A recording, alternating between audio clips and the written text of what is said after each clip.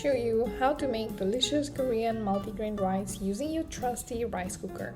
So here's the scoop. If you've been enjoying rice as your daily carb and want to add more legumes and whole grains to your diet, this recipe is perfect for you. Let's dive right in. I have a variety of whole grains and legumes here. I use short grain brown rice as the main grain. You can use both Korean and Japanese brand. Another rice that I use is black rice or purple rice.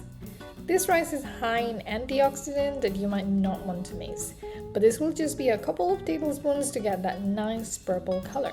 And then the rest are tricolor quinoa, millet, and barley. Check the link in description below for the recipe and different type of beans and the grains that you can use. Then I also have 3 different types of beans that we're gonna start with. Those are adzuki beans, chickpeas, and black beans. Start by soaking all the beans in water.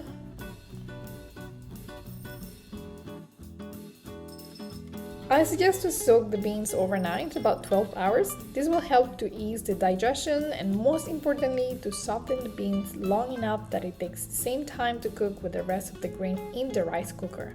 Remember, sometimes those beans float to the top, so just make sure they sink and hang at the bottom.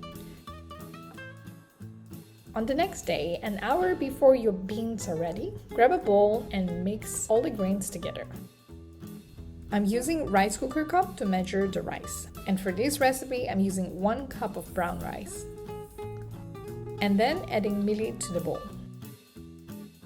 When choosing grains, it's best to opt for whole grains rather than processed ones to maximize the nutritional benefit. And tricolor quinoa. Barley, you can skip this if you want it to be gluten-free. And then black rice.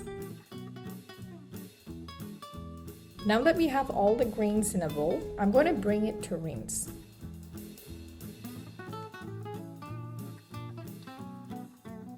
Slightly rub the grains with your finger and drain the starchy water. You should continue doing this until the water runs clear. I usually wash them about 2-3 times. Let them soak for an hour. They should be all fluffed up after an hour. Now drain the water from the bowl and transfer all of them into the rice cooker pot.